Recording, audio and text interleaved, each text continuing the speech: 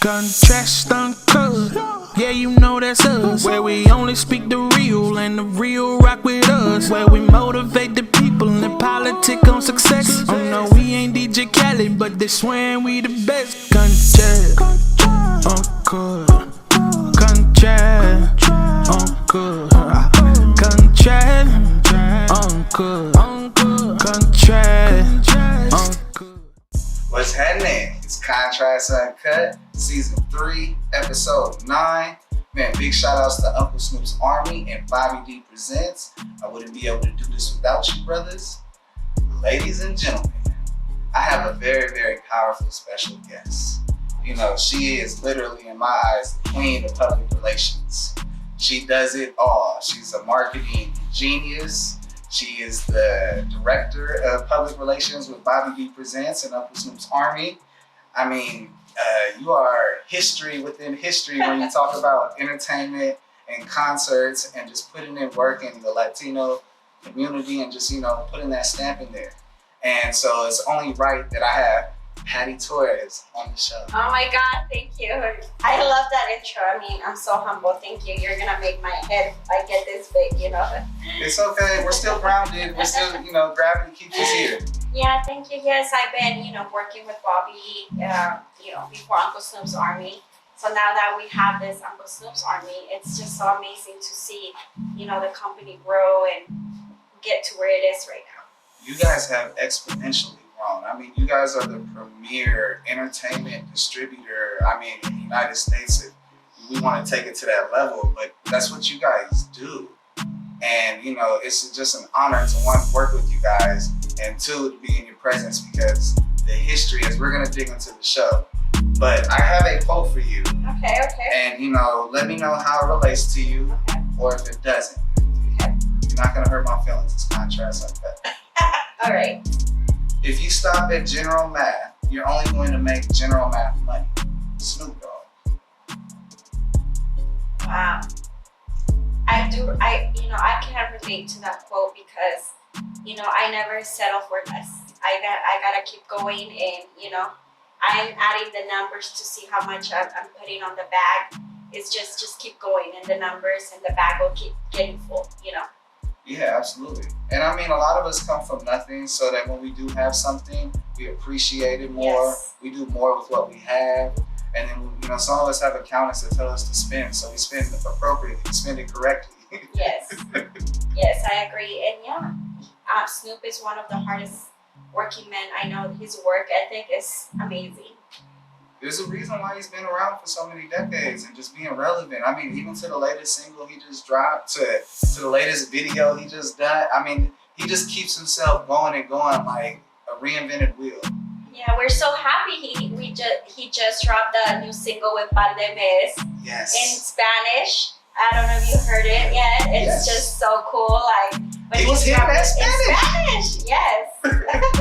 And I mean, how before I keep on going, because I want to know the history, but, you know, how did your guys' roll into getting him into Spanish? Well, you know, Bobby, we started working with Bandemes. Our first show with Bandemes was in July of 2018.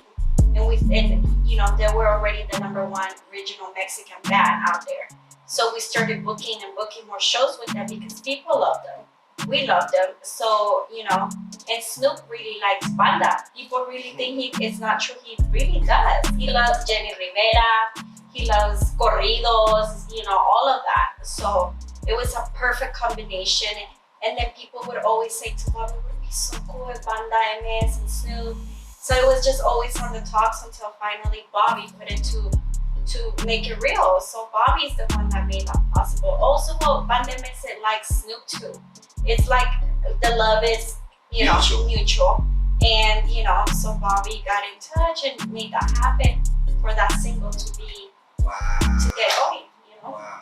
Because it's gangster to the traditional Spanish sound. Right. And that, like, when you hear like reggaeton, like I'm Mexican, and, you know, I don't know that much Spanish because they made my parents, you know, not know that much Spanish. And so my mom didn't teach us Spanish. And fast forward today, but you can listen to Spanish music and you can hear the energy. You can know if it's about love. You can know if it's about raging, or if it's about a woman, or it's about fighting. And you know, when he hits that in Spanish, it's like, oh, that's so gangster. Oh, Yes. I know he's saying something gangster. People were expecting that, right? They were probably thinking, oh, he's gonna collab and put his verse in English. But when they heard like he was singing in Spanish, everyone were like crazy, like, oh my God, I love this. Like, wow. I remember when Bobby played the record for me, I couldn't even picture it until he played it. I was like, okay, it makes sense. I like it. Fair enough, fair enough. Yes. So, man, as much as we got a love for Snoop, I got to dig into who I have in front of me. Right, Which okay. is, you know, the queen of PR, the queen of public relations. And, you know, I got to ask you, and it's about the music industry. Did the game choose you, or did you choose the game? I choose the game. So, you know, how did that work? Well, you know what? I'm that type of person that says if there's not a door for you, you go and make a door. Yes. So I felt like I quit my job. I was always in the healthcare industry for like 10 years or so. And I got fed up because I always felt like there was more about me. It was like I didn't want to be trapped in an office anymore. I felt like that. So I did, go to school for marketing as well as healthcare. And on the healthcare field, I did PR. There's public relations in the healthcare as well. So, but one day I was just like, I was unhappy. It was just this feeling you have inside of you. This feeling that there's like, you gotta, like, that's it. Like, this is not for you. Like, there's more out there.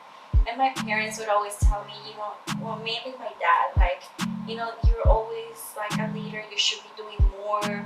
You got too much light to be trapped. Like, are you sure this is what you want to do?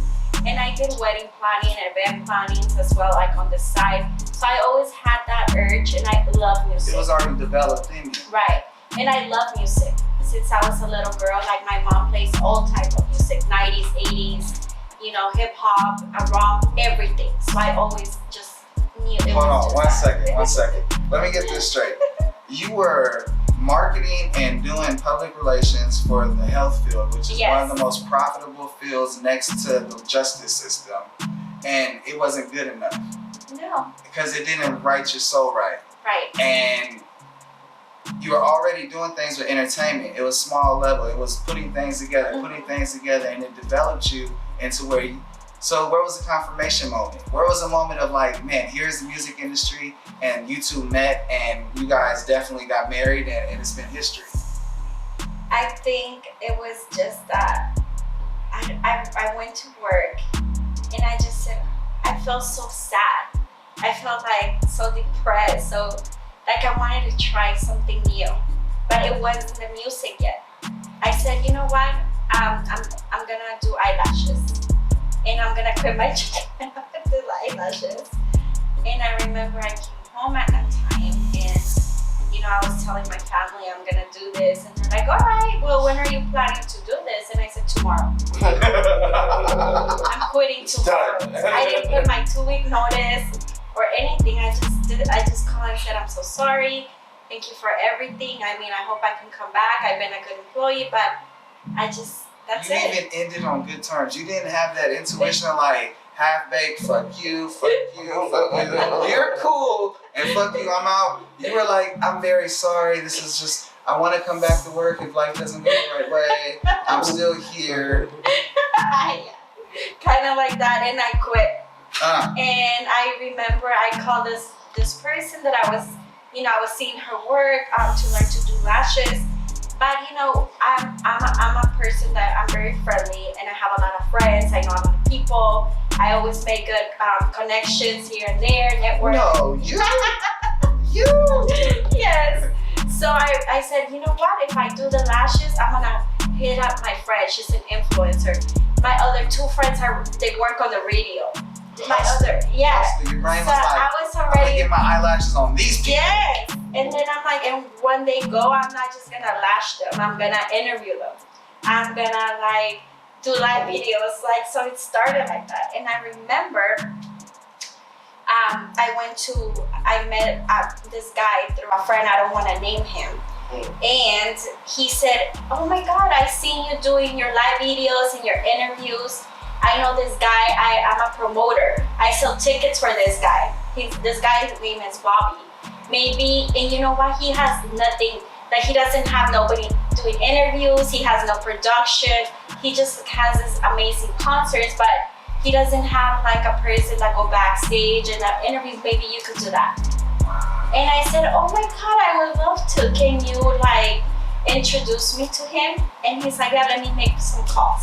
So every week, this jerk will use Bobby as an excuse to keep seeing me or try to get with me.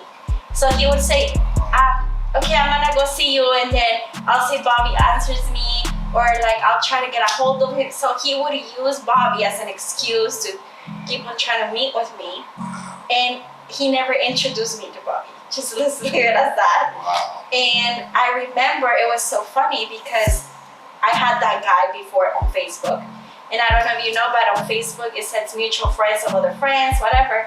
And one day I was scrolling down and I seen Bobby D. And I was like, wait a minute, that sounds like the guy. Well, he does know. You know, like the guy that He's been holding hostage. right? And then I sent him a friend request. And I just left it like that because I'm that type of person that would wait for someone to, you know, to help me out or something. Like, I don't want to jump nobody. I didn't want to say, hey, I'm Patty. I know this guy. I'm not that person. If you say you're gonna like introduce me or do something, I'd rather wait than jump you, you know, like I'm not gonna do that. So I kind of waited, and like one day, I messaged Bobby and I said, listen, we were supposed to meet. I'm not gonna go into details. It's not necessary, but I just need 10 minutes of your time. I don't care if I wait all day. I'll just sit out there. I'll just wait. I'll wait all day. I just need 10 minutes. And he was like, okay, come to my office at 12. I remember that. So. Quick question. Was it intuition, or was it like a 21-day rule before you responded? Was it like, you know what, I have to send him a message, my gut is telling me I need to send him this message, and he sent it? Or was it like, on this day, on this calendar, I got circled, I'm gonna message him if he doesn't message me back? Actually, it was because of my friend Joey, who I want to thank, the Hyphenate. He's an artist. He's the one that, you know, was helping me when I started the lash business, showing me how to do little clips for YouTube, for Instagram. He actually knew Bobby. He actually knew Bobby, but we never talked about that because I had talked to the other guy. And I remember when I met Joey, who was one of my friends that are like on the industry. When I was doing lashes, Joey was having a single release party. And he said, hey, Patty, do you want to put your eyelash logo on my Step and Repeat? Oh, wow. That's big. And then I said, yeah, for sure. And then he's like, Patty, since you know so many people too, do you want to like maybe ask some of your friends if they want to be a sponsor on the Step and Repeat? And I said, for sure. And then and he's like, yeah, I'm gonna, you know, get the printing from Bobby. But I never talked to him about Bobby and what I wanted to do because the other guy was telling me. I never used my friend Joey to get to Bobby, but I did hear about Bobby also through him because Bobby's dad has a printing place. So I remember I really care and love my friend Joey at that time, that I already had Bobby as a friend on Facebook. So not even asking about me, I had messaged Bobby prior to me asking him to meet. I said, hey Bobby, this is my friend the Hyphenate. He's looking for sponsors for his album release party. Would you like to help him out? Connection. And then he's like, oh yeah, I know that guy. Yeah, for sure. So when I did it, I told Joey, I called, hey, guess what? Bobby said he wants to sponsor you. He's like, oh, that's what's up. I'll send him a message. And I left it as that. I helped him out. It was my mission to just do that. And I remember I didn't know if it went through or not. But when I went to the release party, they were thanking all the sponsors, and I was sitting there, and then the girl was saying, and thank you to Bobby D. And I said, oh my God, he came through. Crazy. And then I said, I don't need to wait for that guy. I'm just gonna go and message him myself. And that's what, after that, that's what got me to message Bobby. And so how did that translate into the hardest working woman that I know? I mean, off air, we talked about how you're not taking 2 years off because you're just going in. And I also want to make sure I throw out as a dedication, because You know, I do have a lot of men on the show, and I'm always grateful when I have women, especially dedicated mothers like yourself, and battling the industry, battling motherhood, and keeping your kids in line. And you know, it's a challenge, and so I gotta make sure I take off my hat off to give you roses for being, you know, an industry expert and leader, but also being a mother at home. Oh, I appreciate you. Yeah, it's not easy, but after that, I went and I met with him. We talked, and he says, "I want you in all my shows," and I never stopped until today. And I'm here. He's like, he literally said, "I want you in all my shows," and I literally been in all his shows. But what developed from there is like I said, he didn't have a structure on his like for media, his image. He had the best concerts, the best artists, the best relationship, but people didn't know. People didn't know. Like some people thought he was black. Like, Bobby D, is he black? Like, is he Russian? Like, people didn't know who he was, or they didn't know he had like Keith Sweat, or he had like, you know, like Cube on this concert, like because all he had was flyers. You know, and what's so amazing about that is that you recognize a void that was in there, something that was missing to make everything go greater. Like, the greatest thing about the American dream is that they take something and they adapt it and make it better. And you know, it exponentially grows, and as we know, history says, after that was fixed and his image got to, it was a wildfire. All these greater things continue to happen. But it just took a little girl that recognized the void, that was gonna stand up to a big old guy and say, "Hey, this is what's wrong, and this is how you fix it, and let's go." And that trust, that person that doesn't say yes to everything, that just the ability to say, "Hey, this isn't right," speaks volumes to people. And then you come up with the facts behind it and what makes sense. It's like, no brainer. This person's really gonna take care of me. And then boom, history. Now you're shotgun. Right. And you know, you're also a driver too, you know? Mm-hmm. You definitely control your own vehicle, and you go so many places. And so what were some of the highs and lows from that? I think at the beginning, it's like, you know, they give you the trust and they don't have time to babysit. They go like, "Here you go," and then you go fish. And I think it's like, where do you start? How do you make this better? How do you like, you know, enhance? How do you tell this artist, Bobby's not even here, to say, "Yeah, go ahead." Yeah. It's like, you gotta have credibility. And that was hard to gain. Now that I remember the credibility of telling an artist, you know what, I'm coming from Bobby D, and some of the artists never met him in person. So it's like, who's that? It's the guy that put you on the show. Oh, okay. The guy paying you. All right. So, you know, but just having to start gaining that trust from securities, from the venues, from managers, from the venues, from the artists, from the artist management. That was, I think, now that I think about it, that was, you know, a difficulty, because you gotta gain that respect and trust. Now I see certain artists and managers like, "Hi, Patty," like nothing, like, you know, or they tell me happy birthday, or they call me randomly to ask me a question, because you gain that, you know? Right. It's a dog-eat-dog world out there, especially in the entertainment world. And if you don't have the ability to stand your ground and say something, and you know, they'll dismiss you, they'll eat you alive. You'll be standing there wondering, like, am I supposed to be a fly on the wall, or is that supposed to be the dirt on the ground that's moving around, you know? And it's incredible, because you're like, all right, I got this. You know what? I knocked on this door and this came here. I know where this goes. And you just kept on boom, boom, and boom. And then, so what were some of the highs?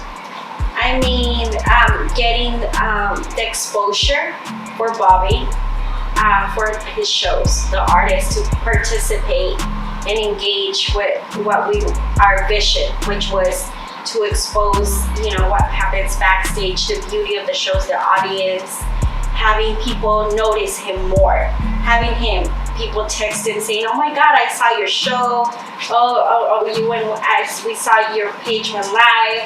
So having everybody give him that validation that it was you know, starting to be noticed, that was amazing.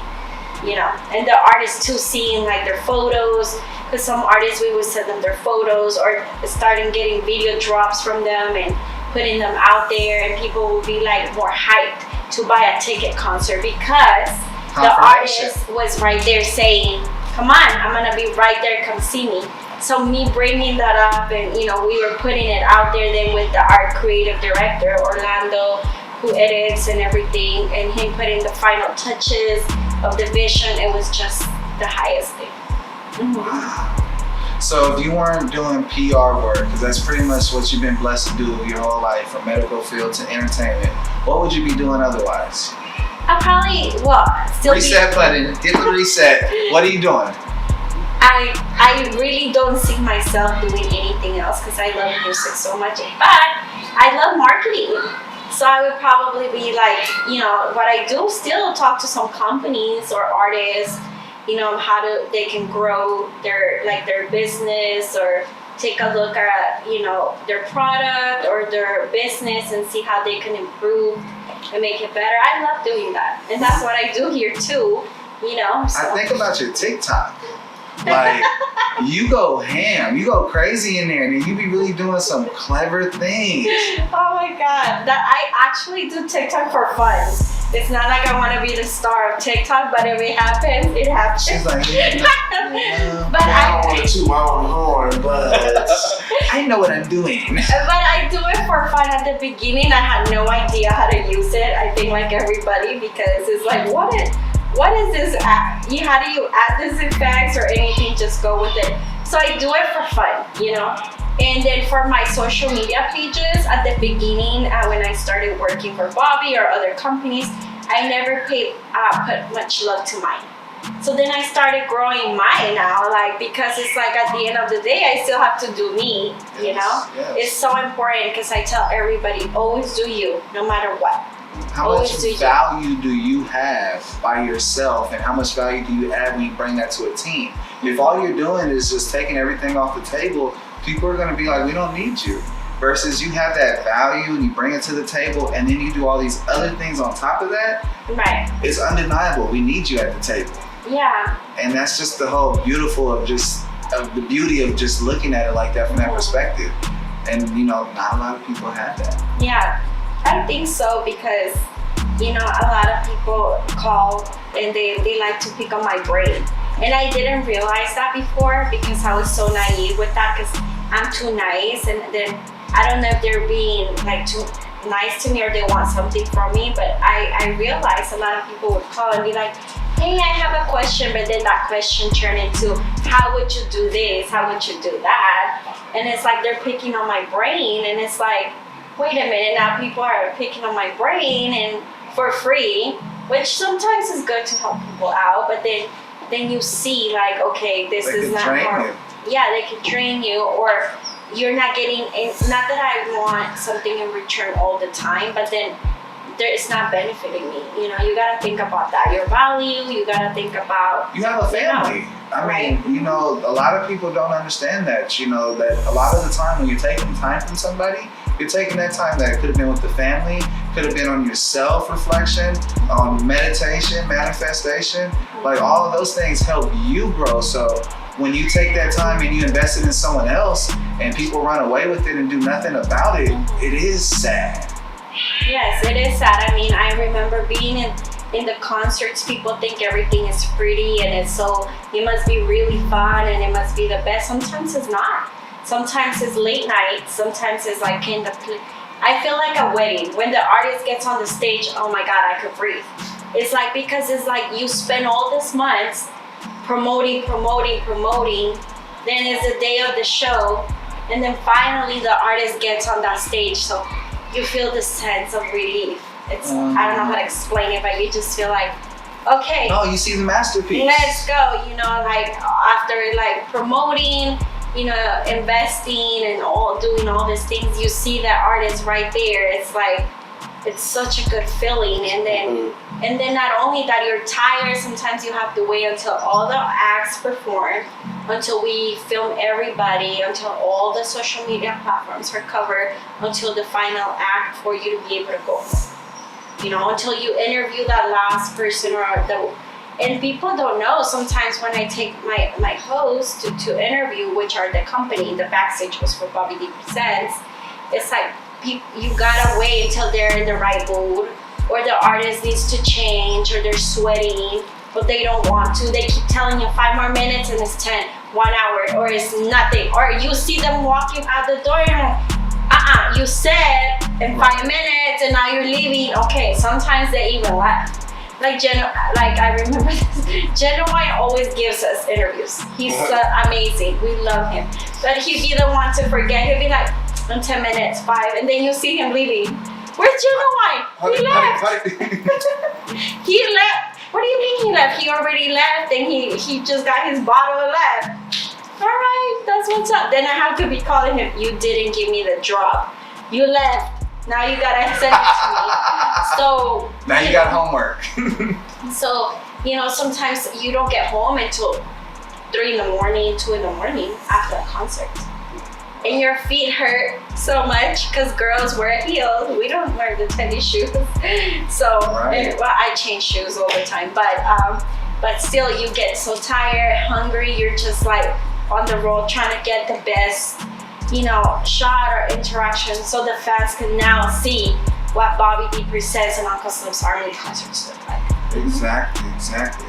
So I definitely want to put a pause on the music and the whole, because I could talk to you for hours about this, literally, and I definitely don't want to take all the jewels away from anyone else that's going to interview you. Right. And 2, I have awareness segment that definitely my platform, and I want to hear your opinion on it.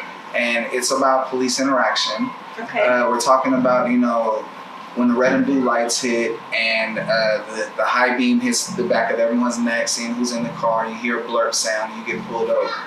And so a lot of people, number 1, don't know what to do in the situation, and number 2, it's nothing greater than their favorite person they look up to telling them, this is what happened in my situation, and this is some of the things you can do to help you in this situation. So, when was the last time you were pulled over? And, what's some advice you can give to someone, especially from a mother perspective, like being an OG lady like yourself? Well, the last time I got pulled over was last year. And actually, it was my fault because I went on the carpool. I needed to catch a flight to Vegas, and there was too much traffic. And I was fine because I have the fast track thing. So, but I went in where it said 3 people and it was just me. And there was a police officer hiding, And then he saw me and he told me to pull over. So I pulled over and he's like, there's only one person in this car. Why I pulled you over? Where are you going? And I told him I was going to the airport and whatnot. And he's like, you know what? So he checked my record. I do get a little nervous because I don't get pulled over often. Right. But I'm assuming a lot of people, you don't know how they react when they get pulled over. Or, I feel like a lot of police officers, I haven't got that yet, but they stereotype you, maybe because you're Hispanic, or maybe because you're black, or you're white, who knows. But thank God I got a nice officer, and he's like, I'm just gonna give you a ticket for tinted windows. But next time, just don't do that, and this and that, But I feel like the best advice is, like, just to be honest, don't be fighting the police officer. As long as you do everything right, I feel like, and try to remain calm, then things will go smoothly.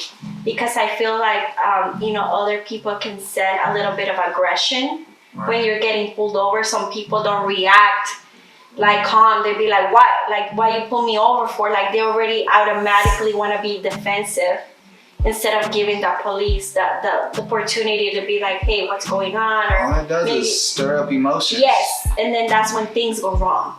Yes. So that's my advice to people. Just be calm and wait. Wait for the other person's energy to talk to you or get connected with your energy and see, because sometimes it could be bad.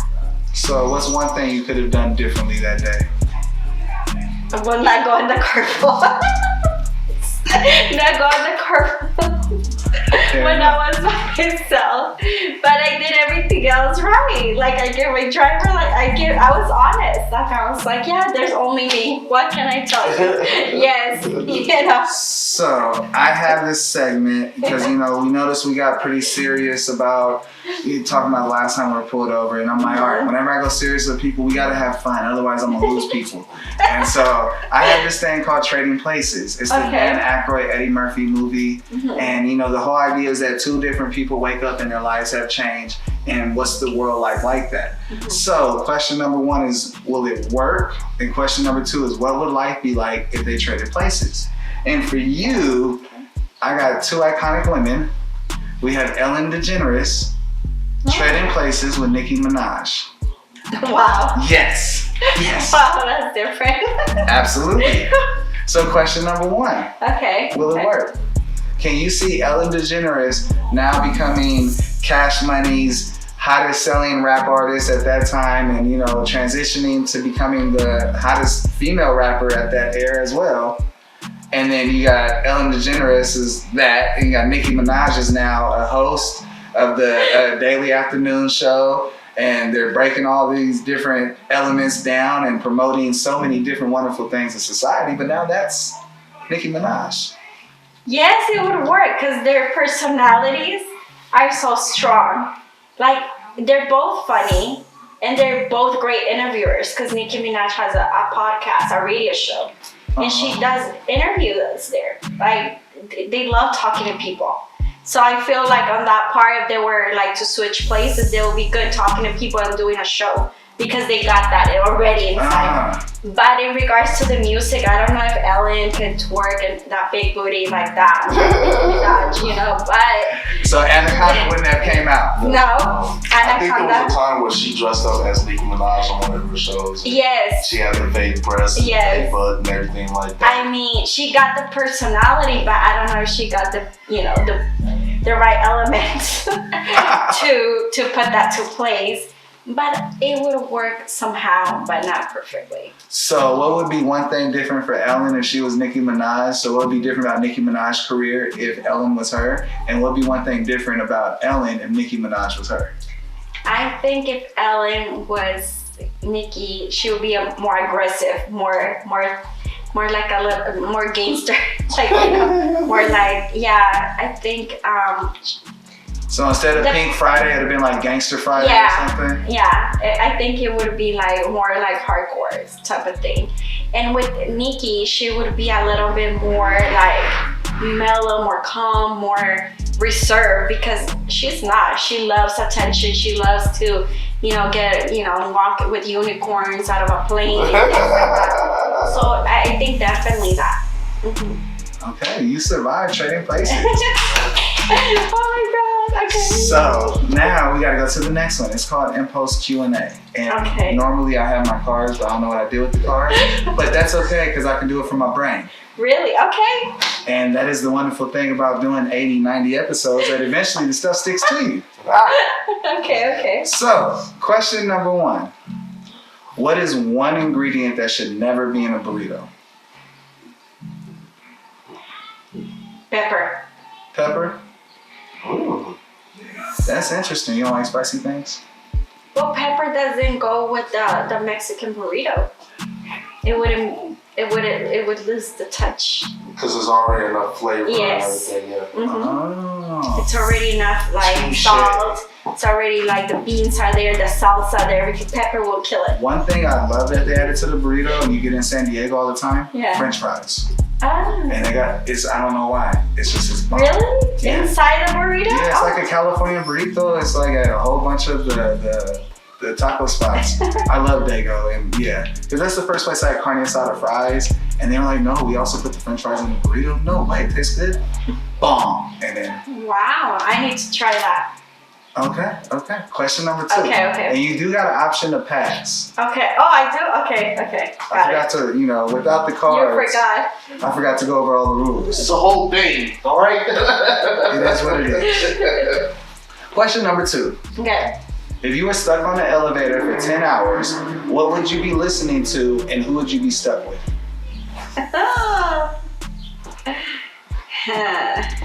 Pass. She said, I'm not dealing with that. Okay. Question number 2. If you had one item to sell and you were in a third world country, what country would you be and what item would you sell to get back to America?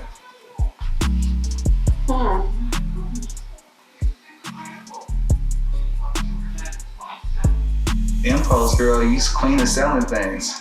Well, I mean, I don't want to say water. Yeah, no. I mean, because there's a lot of countries that, you know, they don't have water, and I feel like it would sell because they need water. Well, they need like something to purify the water to make it better, like cleaner to drink and something. I think probably that. Okay. I'm sure you would make it cheap. So if you had a personal mascot to represent you, what would that mascot be? Question number 3. A unicorn.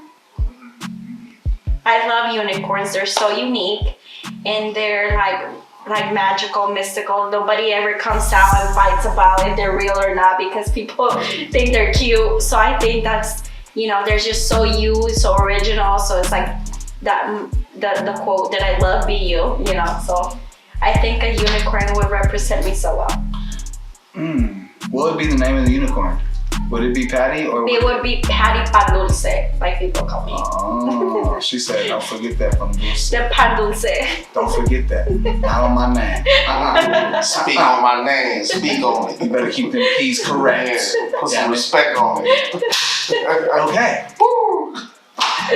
So, what are you most excited for coming up? I know, and I asked this question because number 1, a lot of people don't understand that there's a lot of things to still look forward to. Yes, life may have stopped, and yes, life has woken us up to things that, you know, you wouldn't be expecting to do the kids' bunk bed because you're home.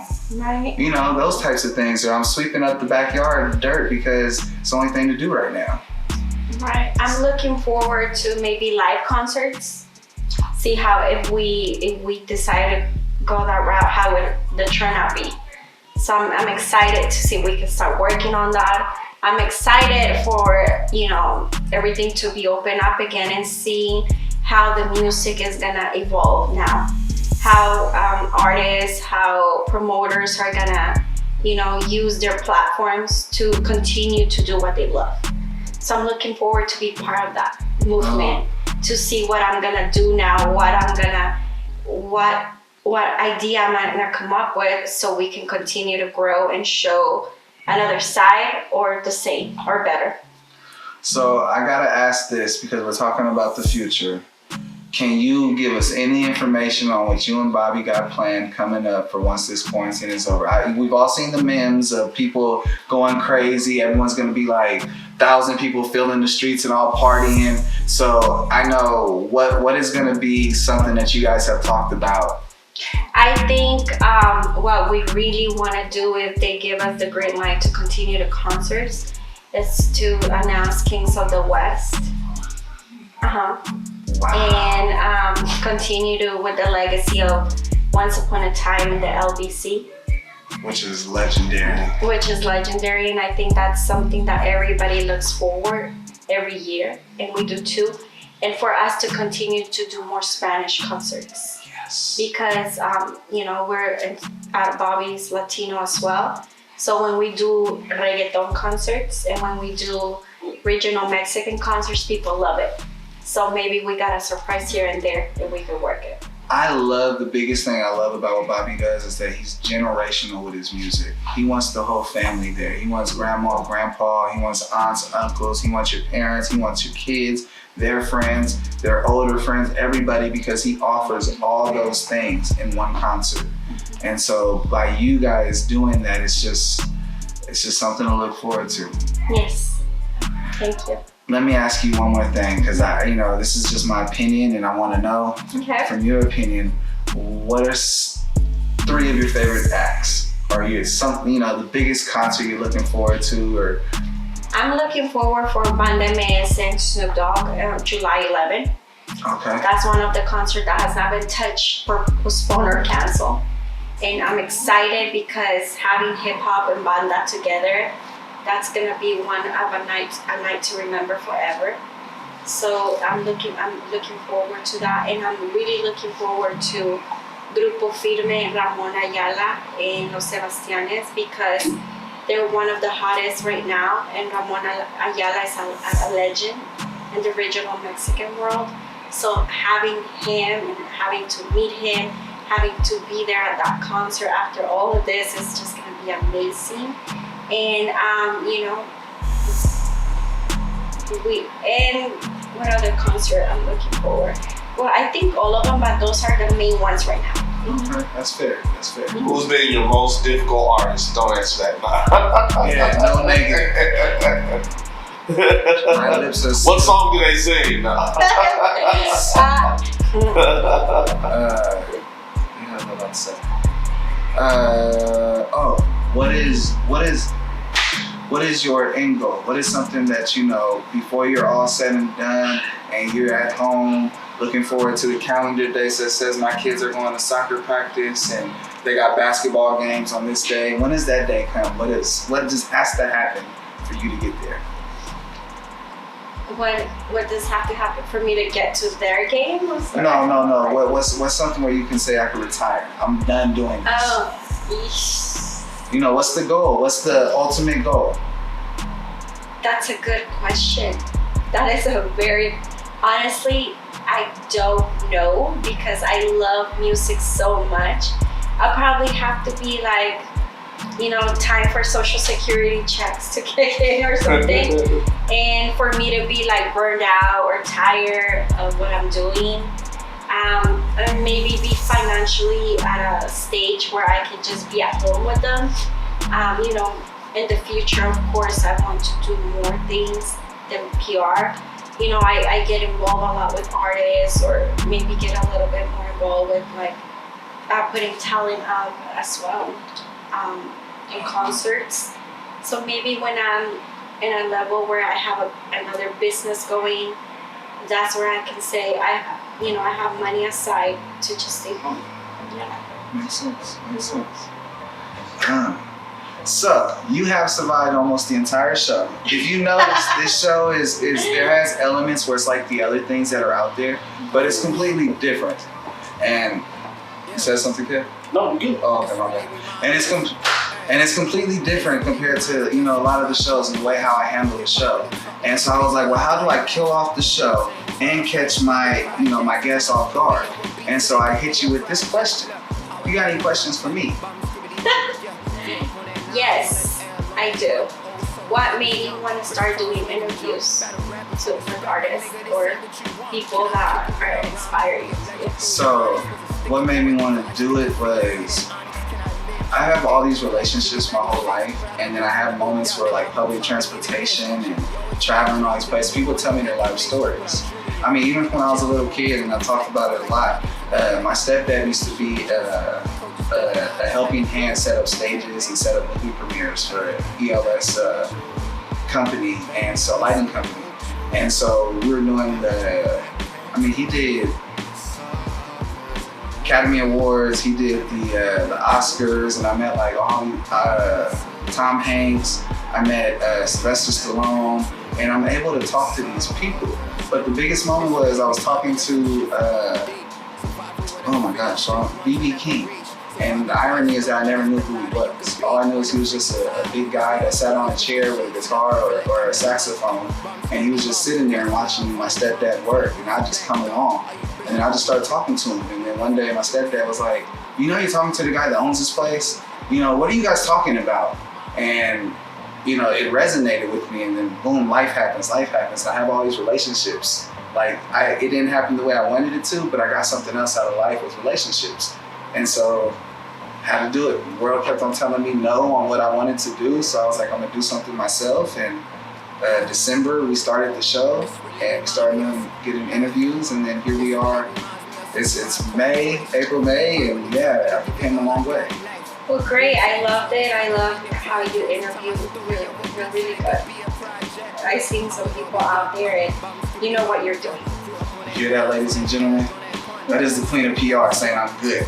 So, you know, if this PR lady that's the queen says it, then, you know, tell your PR lady, come holler at me. Because the goal is for me to stop contacting you guys and you guys start contacting me. Right, you need to contact him. Yeah, or Patty. Right, and then I'll contact him and get him to work. Yes, that's all I love. This is all it's about. Besides spending time with my family, like music and entertainment, like my producer Kev King said, this is all we love. We get goosebumps and we get excited for it. This is the high. Yes, thank you so much for coming to my home and interviewing me. I really appreciate it. Yes, man, it's Contracts Uncut, Season 3, Episode 9. Big shout outs to Uncle Snoop's Army and Bobby D Presents. I wouldn't be able to do this without you brothers. I appreciate you. I've had the honor and the pleasure of just getting history and gems and, you know, more importantly, her story. Patty Torres, queen of PR, public relations, and, you know, marketing guru. Just, you left me with an impression that I can take up at the top of the hill and shine some light on it, and the shadow will never go away. Thank you. Oh no, thank you. I'm so humble. Thank you so much for having me in your show. I wish you nothing but success. I want to keep seeing you shine and everything. Thank you. That means a lot. Because, you know, being a diamond in the rough, a lot of the time the dirt stays on until someone helps clean it off. Right. So thank you. Hey everybody, this is Patty from Bobby D Presents. I do the PR and marketing. And you're checking out Bobby D Presents, Uncle Snoop's Army, and Contrast Uncut. Hey! Patty Torres, PR and media marketing for Bobby D Presents and Uncle Snoop's Army.